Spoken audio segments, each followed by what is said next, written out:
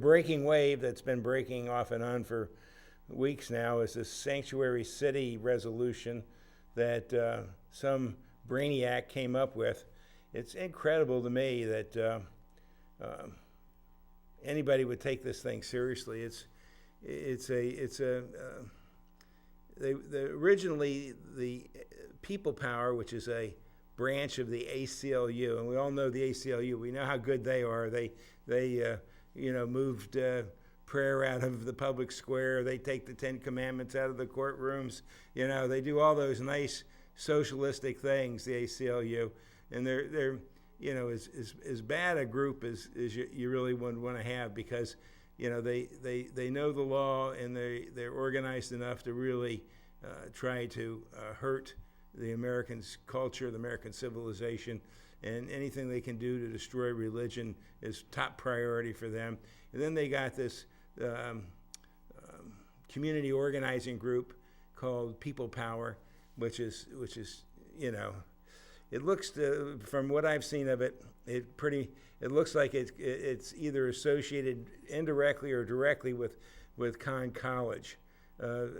We've noticed that a number of people that are associated with People Power are coming down from Conn College. So thank you very much, Conn College. Now, this is the same Conn College that is so politically correct that they want to have a carbon tax for the environment, and they want to have a sanctuary campus for the illegals, and now they're sending us down, the People Power people, to try to get a sanctuary city resolution through the city council. And at the same time, this is the same Conn College that, though they're so politically correct, they can't even find a nickel to give to the city of New London. Now, here they are on 240 acres thereabouts. They have a $300 million endowment, and so they're not lacking for money. And the sad thing about it is that the New London has to provide services, police, fire, roads, transportation, all the things that a city has to provide within its boundaries is all service. Conn College gets the benefit of all those services.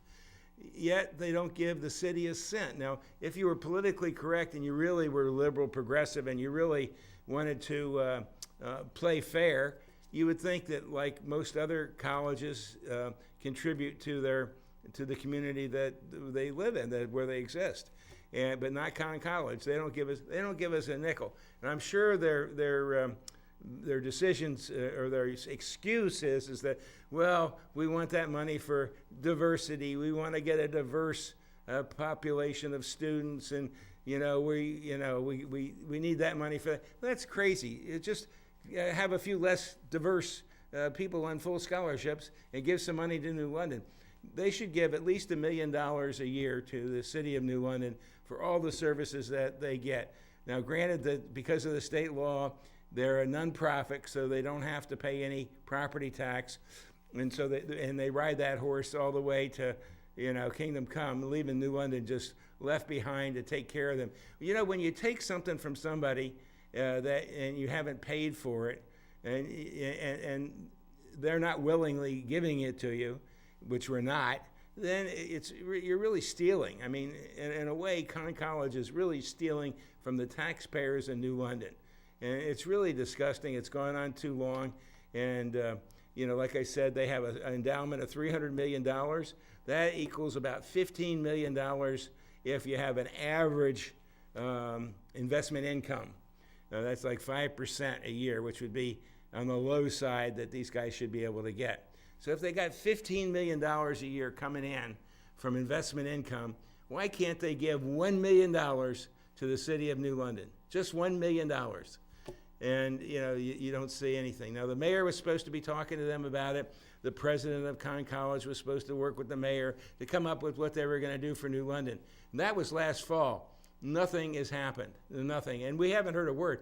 It's like everything else in New London is if it's not news that's going to make you look really good, then it's submerged. It's like You never hear anything about what the Board of Education's doing because it's usually screwed up. You never hear anything about what the mayor's doing, especially if it's something that's not positive.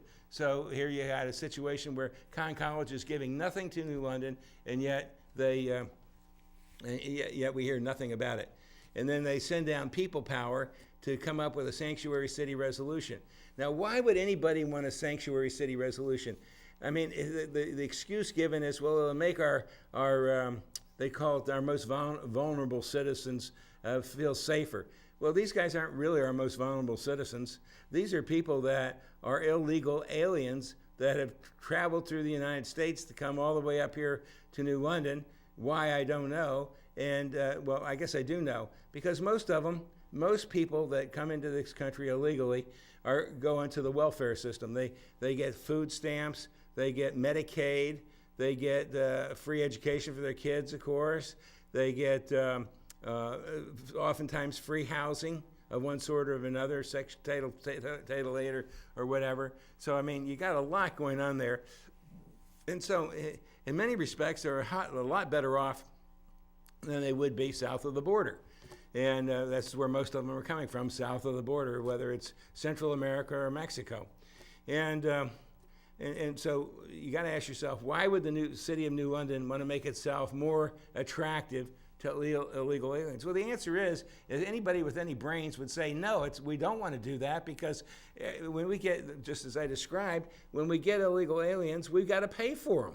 The taxpayer is paying for that, either at the city level, or at the state level, or at the federal level. We are paying for all those welfare benefits that these guys get. I don't even think the word benefit is the right thing.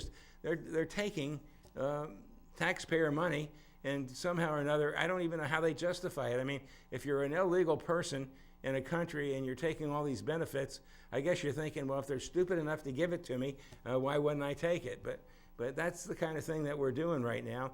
And why we have people, first of all, we got the mayor who worked with People Power in order to get this resolution going. First, the People Power wanted it as an ordinance, so it'd have the force of law. Now they turn it into a resolution, which means that it's it's not really the force of law, but it's sort of saying this is our policy, this is our written policy for how we handle things. And so what it does is it takes away the opportunity a police officer might have, or the chief of police, or whomever might have, if he knows that this particular person is an illegal alien, and we have severe concerns about whether they're criminals or not, for whatever reason. There's restrictions in this resolution that would prevent them from actually calling ICE and turning that person over to ICE, the enforcement group, the border enforcement group. So it really ties the hands of the police department doing that. The way it is now, they say, okay, this is how we're handling it. We're handling it the same way that this resolution would call for, but they're not required to do that in every single case every single time. If you start making an ordinance, then you're required to do it in every single case, every single time, and a resolution somewhere in between there. So I ask again, why would anybody want to do this to themselves? Why would the mayor support something like this? It's really incredible to think that he would support it, because he knows everything I just told you. And so you got to think, well, if it doesn't make any sense, there must be some other reason. Well, could it be politics? Well, I'm sure it probably is. The mayor's looking at it and saying, well, I want to ingratiate myself to the Hispanic community, and somehow or another he thinks this will make them more likely to vote for him, the legal, and perhaps some illegals that vote too. So I mean, that's not out of the question either. So is it politics? Is that why he's doing it? He can't be doing it for the benefit of the city. He can't be doing it for the benefit of legal Hispanics, because legal Hispanics are the ones that are the most likely to be hurt by illegal Hispanics, because they basically, many of them are low-income workers, and as a result, the illegal guy is willing to work for a lower price than the legal guy, and so you have an uneven playing field, and the people at the lowest end of the wage spectrum are the ones that are most hurt by illegal immigration. I mean, it doesn't, it's just really, really sad. And then also you have a lot of people that are citizens, that are low-wage earners, in other categories. And they're hurt, too. I mean, a lot of times you might have poor black folks, poor white folks, poor Chinese folks, whomever it is. But if they're at the low end of the spectrum, they're being impacted by illegal immigration. So, it's bad. And the sad part about it is, if the mayor really is right, that somehow that'll make him more popular with the Hispanic community, the legal Hispanic community, that tells you that the legal Hispanic community doesn't really realize what's being done to them. They're being hurt by this process. That resources are being taken away from, when one person has to give you something that you don't deserve, you're taking it from one person and giving it to another person. The person you're taking it from has less. You're taking resources away from the city. You're taking resources away from legal citizens, and because there is no free lunch. If one person is going to get food stamps, some other person's going to be paying for it. If some person gets Medicaid, somebody else is paying for it. If somebody is getting social welfare benefits, somebody else is paying for it. And it's always the taxpayer in this country, whether it's the local taxpayer, the state taxpayer, or the federal taxpayer. So again, it comes down to, why would you do this? I mean, it really is crazy. And then there's some people that'll say, well, it's the Christian thing to do. It's not the Christian thing to do. There's nothing about Christianity that says that you can violate some other country's laws and borders and whatnot and then take free stuff. That's not what Christianity's about. But you got some of these crazy loons that are out there they call themselves pastors or preachers or whatever, and they want to do this kind of stuff to the poor taxpayer, the poor American taxpayer, the poor New London taxpayer. I mean, you got to just wonder why they would do something like that. I mean, it hurts everybody, including the illegal alien. That illegal alien is I guess they think they're better off here because of the stuff they get. But it's hard for me to think that you'd like to really go to another country where you don't speak the language, and in the case of New England, it's cold and damp and wet. Where you're coming from probably isn't that way. But so again, you come down to, and the excuses that are given are just, well, there's some people that say, well, these are hardworking people that pay their taxes, buy property, buy houses, buy this and do that. Well, guess what? If you don't have any documentation, in order to do any of those things, you're going to have to get some documentation, which means you probably steal some. So basically, you probably have stole the Social Security number, and who knows what else you stole. The state of Connecticut probably would give you a driver's license, but in there you could even say you're a citizen and vote. I mean, so it's so bad at so many levels, you just got to wonder why they do it. Now, nationally, the Democrat Party's not that against it because they believe that ultimately they're bringing in people that if they aren't able to vote directly, may be able to vote eventually, and maybe their children will be able to vote because they're born in this country, and that way they'll all be nice Democrat voters. That's what they're thinking. And so they constantly pander to people that need benefits, social welfare type benefits. And so that's the National Democrat Party. But in the city of New London, it's hard for me to think that our Democrat administration here would be thinking like that. And I know that most of the Democrats in the city of New London, registered Democrats, don't think this is any better than I think it is.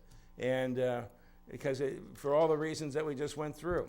Let's talk about the meeting. They had the meeting on Monday night. First of all, the New London Day, the newspaper, originally wrote a editorial saying that they thought this resolution was unnecessary. And then time's come and gone by, and now here, a couple weeks later, they have this article that you probably saw. It's you can recognize the picture, was on the front page of the paper, and it's saying that support grows for so-called sanctuary city resolution in New London. And it has a picture of these people all holding up the exact same sign. New London stands with immigrants. What they're not saying is New London stands with illegal immigrants, or at least they want New London to stand for illegal immigrants. And the thing about it is that I was at that meeting, and I spoke at that meeting. And the truth of the matter is that there's a gaggle of people that came in that were, I'm not sure who organized them. They were obviously organized. They all had the exact same sign. And they came in and were pretty much on the window side of the seats as you look at the president of the council. On the right-hand side, a lot of these people were there. But there were a lot of people on the left-hand side that had come in earlier and were against this. And there were also a lot of people that signed up to speak against this. And so when the day reports support grows for so-called sanctuary city resolution, it makes you think that there's a large number of people in New London that really want this. And that's anything but the truth. Most of the people that I heard speak were speaking against it, and it's for all the right reasons. I mean, you had some of these people that spoke for. There was one lady that got up and she spoke in Spanish, and she had to have somebody translate for her. She was illegal. She was in the city for 14 years and still couldn't speak English. I mean, you got to wonder. I mean, what are we doing to ourselves? Why are we permitting that? That's not going to, if you open up our borders and just let anybody come in whenever they want, first of all, anybody that's a low-income citizen is going to get wiped out because there's not going to be enough welfare and Medicaid and education for all these people that are coming in illegally, because there's not going to be enough citizens to really pay for that many illegals. They cost you money, and they make the argument, oh, well, these guys pay taxes. They don't pay taxes. Most of them don't pay taxes. If somebody gets a job with Walmart or something, I'm not even sure Walmart would hire them. They'd probably have to have a false Social Security number. And maybe they would have some money taken out of their pay. But boy, I'll tell you, it's the vast majority of people that are here, that are illegal aliens, are probably taking money under the table and not paying taxes. Yes, you can probably find a few examples of people that do pay taxes because they work for some company that withholds the taxes anyway. But boy, oh boy, I tell you. And so the day really made it look like things were just really turning around. And they're not. It says public sentiment for a proposed resolution in which the city would declare its support for undocumented immigrant population visibly shifted on Monday. It didn't visibly shift yet. Most of these people that were holding the signs did not live in New London. Some did. I recognized some, but many of them I didn't recognize, never seen before. So I don't know where they're. Everybody that I talked to said a lot of these people are not from New London. And yet they're holding up signs. New London stands with immigrants. Well, like I said, New London does stand with immigrants, legal immigrants, not illegal immigrants. I mean, it's totally against the better interest of the city and its taxpayers for us to support illegal aliens. It's bad news. And anybody that wants to hoist that on us is either stupid or they have some ulterior reason.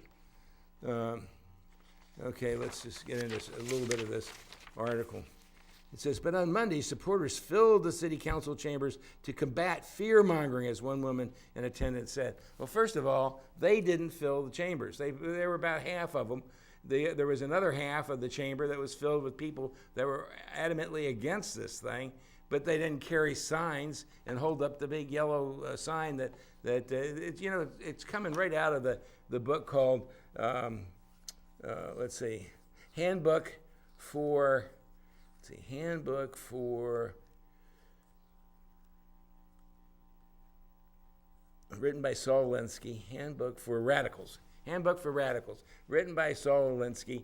It's where you try to get something organized. Everybody has their sign, and they try to make believe. They want the council to believe that there's a ton of support out there for this when there isn't. Matter of fact, this newspaper article that I'm going over with you right now had over 103 comments against it online, the online version where you can make comments and you can read the people's comments. There's over 103 people have commented on this, which is a huge number for the city, for the New London Day. Normally, if you got 50, that's a lot. But having 103 is a huge number. And the vast, vast majority, and I read them all, the vast, vast majority are against this resolution for all the reasons that we've just covered. So, you know, anybody that has the idea that, oh, gee, maybe New London's for this dumb idea, and it just clogs my brain to think, how could anybody think this is a good idea for anybody? And then you have people power, ACLU, trying to hoist this on the poor people of New London. Get off our back. Get off our back, you idiots. Okay? And while there is still plenty of opposition, a host of people at City Council meeting held signs announcing New London stands for immigrants and urged the council to vote in favor. And you notice they said they're for immigrants. They didn't say for illegal immigrants or illegal aliens.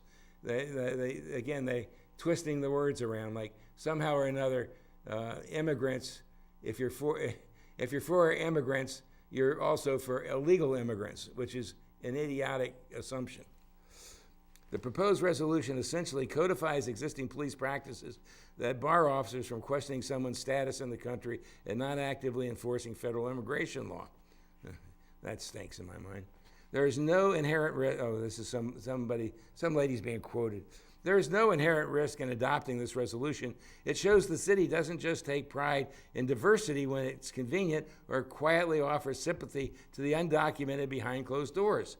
New London needs to stand and join other towns in our state, showing courage for our most vulnerable members. That is such BS, I can't even believe it. Why should we do that? Give me one reason why you would want to do that. This person that's a member of People Power, an activist group that joined with the Greater New London Clergy Association. That tells you a lot about the Greater New London Clergy Association. They must be a bunch of idiots. They joined with the Greater New London Clergy Association members last year to bring the idea of an ordinance friendly to undocumented immigrants to the city administration. Mayor Michael Passero has said the city attorney and police chief helped to draft what is now before the city council to ensure it did not violate state or federal laws. Why did you do it, Mike? Why did you do that? What was the reason? How could you possibly do this? Why would anybody do this? I mean, it doesn't help anybody. It's all full of lies. It's the lie that, oh, they'll feel more. Look, the last thing in the world we need is more people taking benefits at the cost of the taxpayer in the city of New London. So why in the world would you want to make the city more attractive to people that are going to overburden the taxpayer, which the taxpayer is already overburdened in this city. We're going to talk a little bit more about that. But some have argued that not only would the resolution put a target on New London if the federal government decides to try and block federal funding to so-called sanctuary cities, but is simply not needed if police already practice that. So, you know, it is ridiculous. Among other things, the resolution outlines measures already practiced by the police department, requiring judicial warrants prior to detaining an individual for U.S. Immigration and Customs Enforcement and Border Patrol agents pending access to any detained individual without court order or legitimate law enforcement purposes. So, I mean, we're already going too far. And then then Kathleen Mitchell, who often has a lot to say, adds, I don't believe that residents and voters of this city are ready to hear about the problems of illegal immigrants who are not citizens until this administration and council do something to prevent more tragedy for the residents in this city who are citizens. Yeah, well said. And then we got a moron that has this to say, a supporter of this stupid idea. And it's quoting, our people contribute and add value to New London and our region. She says, they love the city. They own property. How could they own property if they're not documented in any way? You can't buy property. They are business, unless they have fake papers. They are business owners. Oh, really? So we have fake papers for that too. They pay taxes. Really? Their children attend K through 12 school system. Yes, they do, and that adds to the cost of education. They are college students as well. Yes, they matter here. There is room to operate in this narrative of fear. There is no room to operate in this narrative of fear. There's no narrative of fear. It's just we want to obey the law for all the right reasons, idiot. One of the things I wrote about electronically online on the article, I said, People Power, the ACLU group sponsoring this nonsense, appears to be associated in some way with Conn College. Instead of trying to hoist a ridiculous sanctuary city resolution on the poor citizens of New London, why don't they petition Conn to pay their fair share to New London for all the services Conn takes with no payments of any kind? Conn has an endowment of $300 million. This would provide, about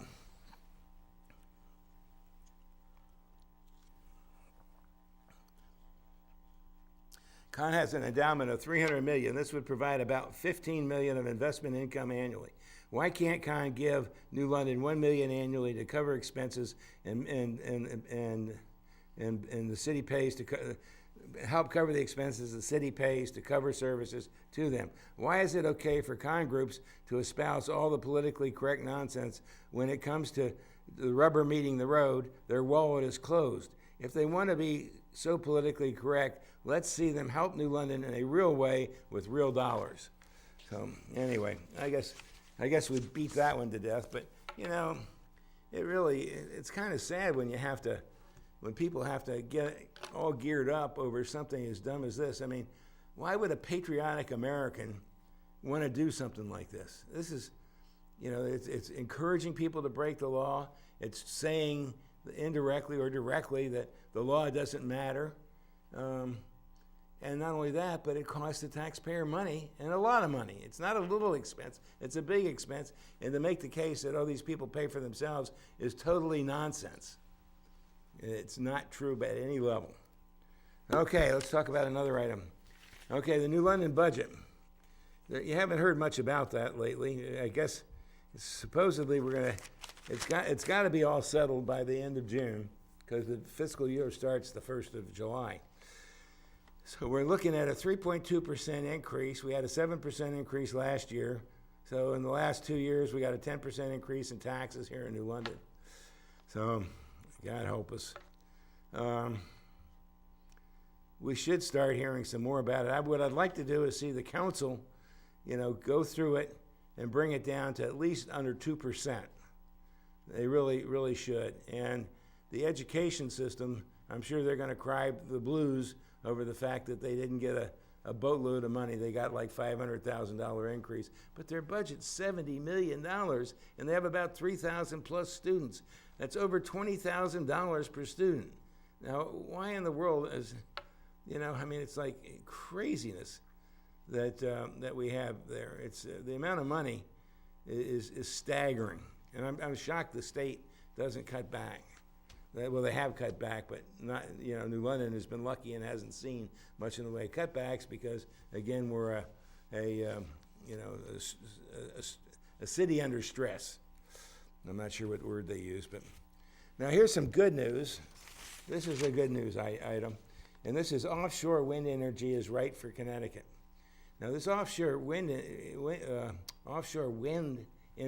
generating industry has some great potential. I mean, this would be, really good if New London can host an organization or corporation or whatever, a partnership where people actually, assemble these things in New London and then take them out to sea and put them, wherever they're going to go. Normally, like one idea is 65 miles south of New London, which probably puts it right on the 50-fathom curve, about 300 feet of water. So this has some real potential. And most of these things we're talking about, 200 megawatts. Now, 200 megawatts, like the Millstone plants, like Millstone 3 is a 1,200 megawatt plant. Millstone 2 is an 800 megawatt plant, if I remember my numbers right. And so we're talking this wind energy of 200 megawatts. Well, 200 megawatts is like 1/4 of what Millstone 2 produces. So that's not trivial. That's a lot of energy. So, that could be good. Now, some of the things these guys are saying, there's 3 groups that are bidding on this right now. They're saying this could generate some 16 million in local, state, and federal taxes and create hundreds of jobs for the region. You have the Vineyard Wind proposes, that's one company, proposes to bring in 190 megawatts of energy to Connecticut from large-scale wind farms 14 miles south of Martha's Vineyard. Okay, there's another one, Deepwater Wind, which already developed the wind farm off Block Island, proposes to generate power for Connecticut from an offshore wind farm between Montauk and Martha's Vineyard, while a joint venture with Eversource and the Denmark-based Ørsted proposal would bring the energy to Connecticut from an offshore wind farm 65 miles off New London's coast.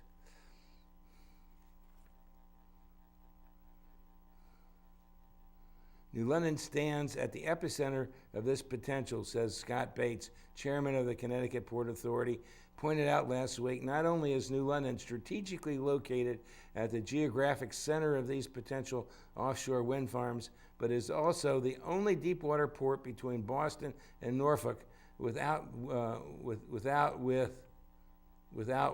restrictions. In other words, there's nothing that's going to block anything, or bridges that impose height limitations on its main channel, making it a perfect transportation and manufacturing hub for turbine parts. In Connecticut, a successful wind energy bidder is expected to be chosen in June, with a contract executed and approved by the fall.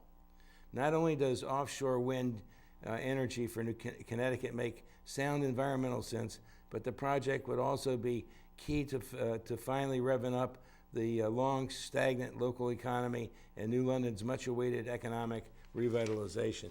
Well, I'm not sure I would have that much hope for this, but it certainly is in the right direction. So that's a good thing. Okay, another item that, we got this coming November, we vote for state offices, state reps, state senators, governor, things like that. We do not vote for municipal or positions. We don't vote for mayor. We don't vote for city council or for board of education. We vote for the municipal office, mayor, board of education, city council, a year from this November. Okay, so we're about 2 years, less than 2 years away from the next municipal election. Now, one of the things we're going to be voting on is for a mayor. And the problem that we have is the mayor's pay is so low compared to the duties that are required and the amount of money that's tied up with the position. I mean, he gets $86,000 a year, which is not appropriate for the amount of responsibility the mayor has. The school superintendent used to get something like, I don't know, somewhere around $300,000 a year. So, here's $86,000 for the mayor, $300,000 for the school superintendent. Does that make any sense? Not really. And then even the police chief and the public works guy gets more than the mayor, and so forth. Even the chief administrative officer gets more than the mayor. Okay, so why is Bill Vogel talking about that? Well, I'm talking about it because unless we increase the pay for the mayor, we're not going to get very many candidates to run for mayor.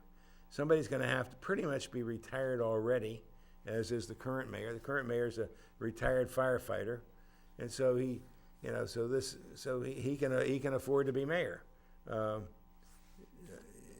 I'm not 100% sure how that works as far as drawing two. I don't think he draws two municipal paychecks, one for being a retired firefighter and one for being a mayor, but eventually that'll all catch up where he'll get, the amount of money that he's supposed to get in pensions based on the total time of service.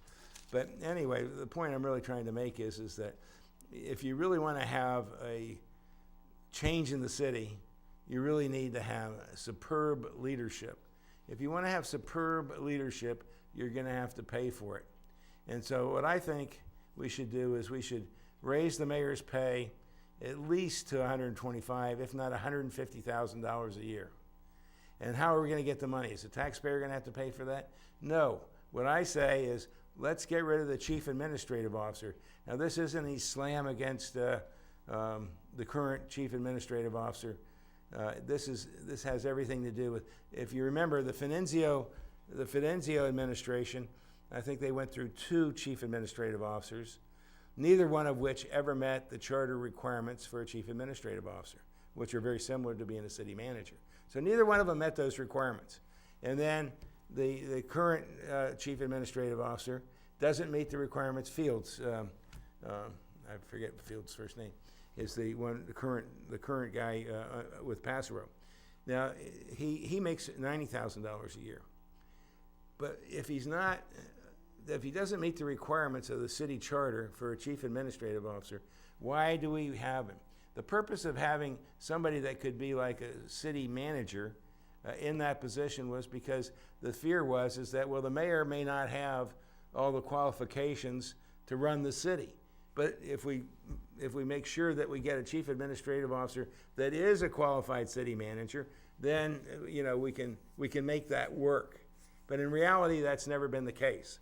We end up with somebody that's a chief administrative officer that is not a qualified city manager and probably could not be hired in any municipality as a city manager because they don't meet any of the requirements or hardly any of the requirements.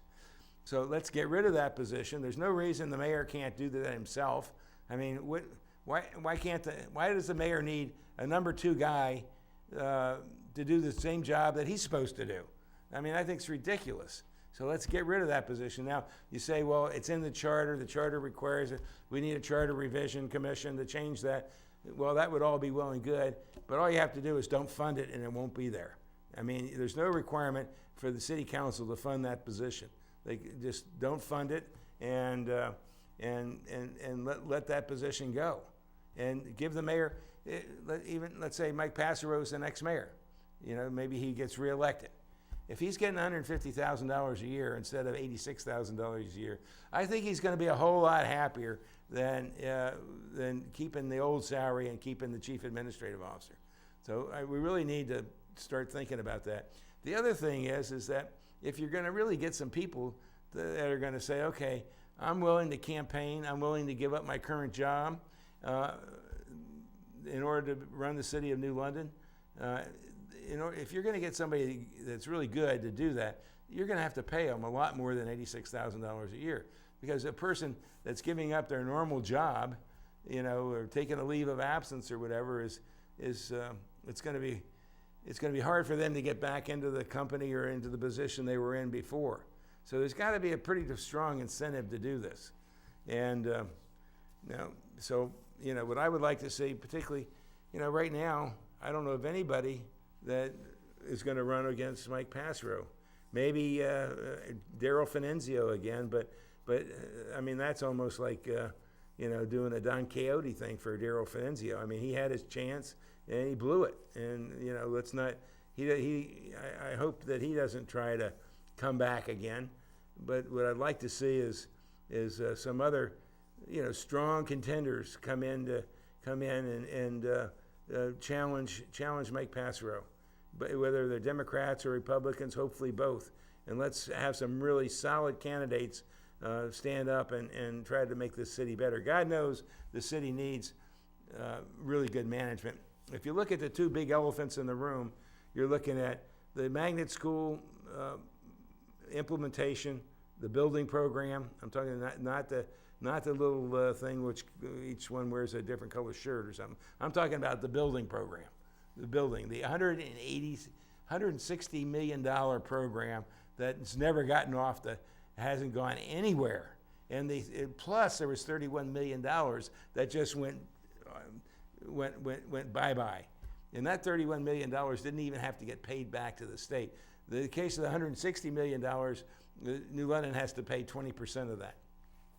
But don't worry, they're not doing anything because the Board of Ed and the people that are running the building programs are incompetent. I mean, there's no other word to say. But really, that comes down to when you talk about city buildings, including schools, the mayor is responsible by the charter for that. So the mayor really, he's got 2 years to try to pull that together, and it's already looks like the state's already getting wishy-washy about sponsoring these these all-magnet school thing. We're already in a situation where it's not really an all-magnet school to everybody in the surrounding area. It's only about half their programs are open to students outside of the city of New London. The other half is pretty much intra-city, intra-district students, which means it's just New London kids.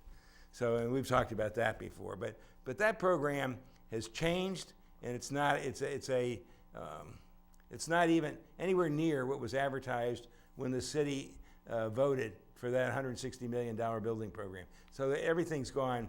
What we were talked about, what we were voting for, what was promised is gone. Now the mayor has to pull that together. He's got to do something with that. The other big elephant in the room is what to do with Fort Trumbull. That's a disgrace. I mean, it's gone on for years and years and years, and contractors have come and gone, and sued us and every other thing, but nothing's happened. And now even the Shipway 221 thing looks shaky as can be, because they're the same people that gave away half their condos in Harbor Towers. So anyway, so there's two big programs there. The mayor's got 2 years to try to do something with that. But if you were an ambitious person that wants to serve the city and get a decent paycheck, if we can ever raise the pay, then maybe you think that you could come in and make a difference on those two big areas, because that's where the big money is. And then also keep the taxes low so that the people aren't moving out of the city. People are, I don't have much time, but we're going to talk a little bit. I think we'll jump to it next. People are leaving states like Connecticut and cities like New London because it costs so much. The amount of taxes that we pay is ridiculously high, and people are leaving, and they're leaving by the groves. Let's talk about, we're going to jump over to this one. This is pretty good. I had a couple other local things, but this is a state item, and this is in the Wall Street Journal. This is in the Wall Street Journal today, as a matter of fact. And the headline on it is, "So Long California, Sayonara New York." It's written by Arthur Laffer and Stephen Moore, both, if you know anything about economics or you're interested in that, both of these names are big names in economics. Most people that know anything about economics would recognize those two names. Okay. As the Trump tax was being debated in December, California Governor Jerry Brown called the bill evil in the extreme and fumed that it would divide the hell out of us. He's right, but in the end, this change could be good for all the states.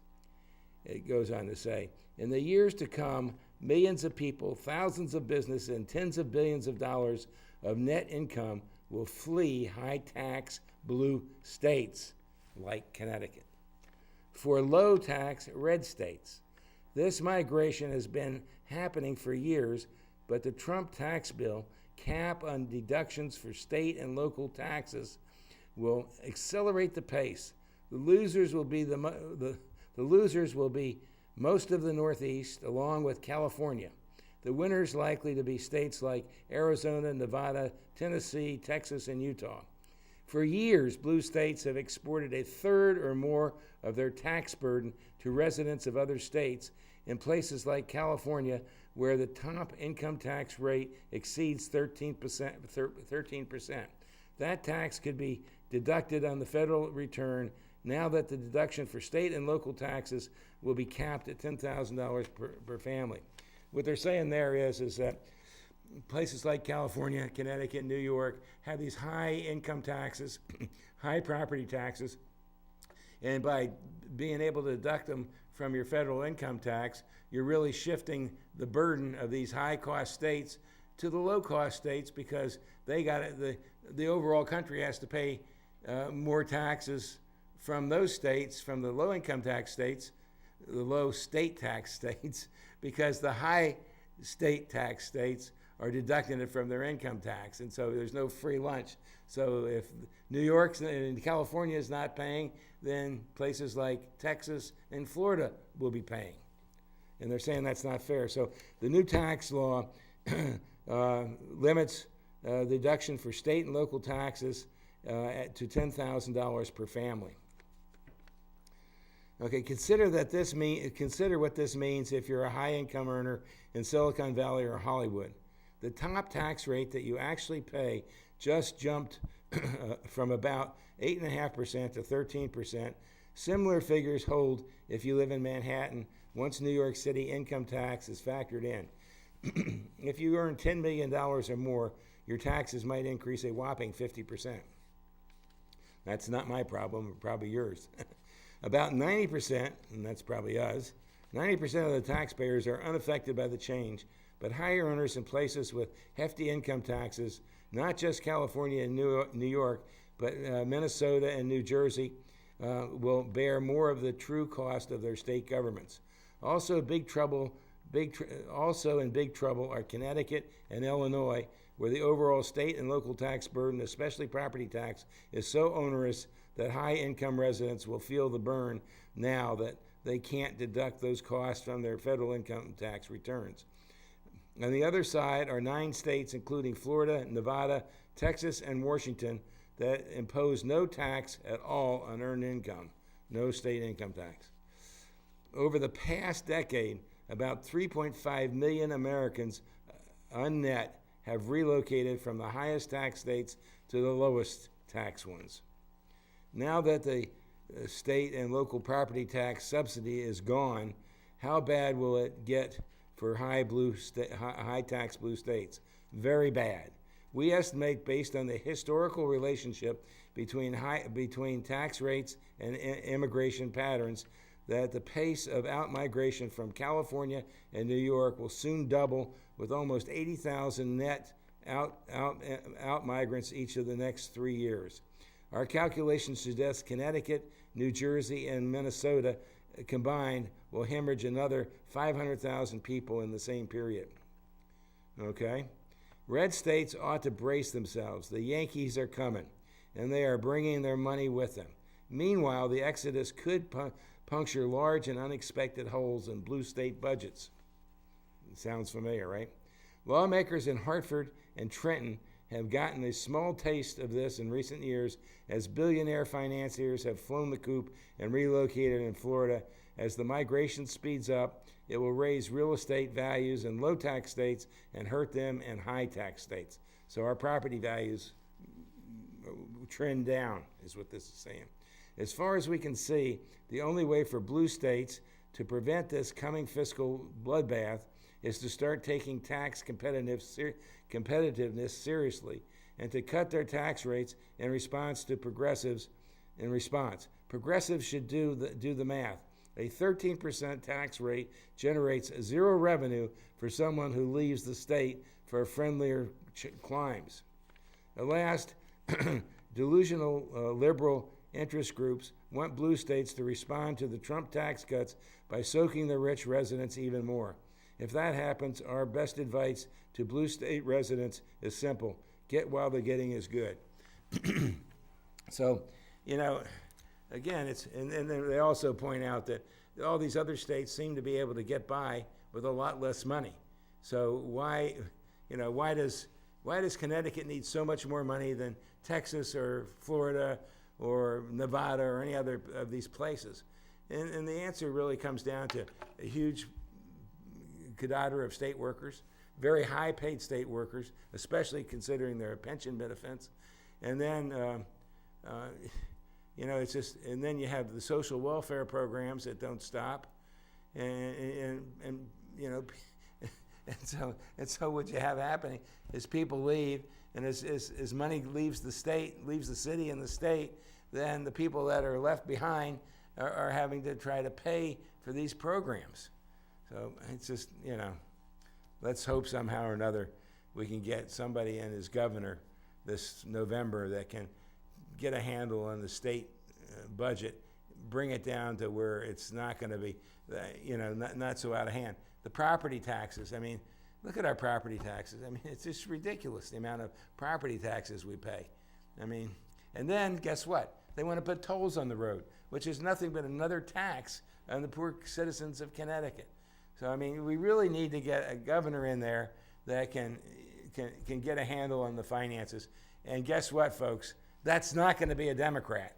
There's hardly at the state level, these are all liberal, progressive Democrats, and they're going to, they've never seen a tax they don't like, and they're in bed with the state unions, the state employee unions like no tomorrow.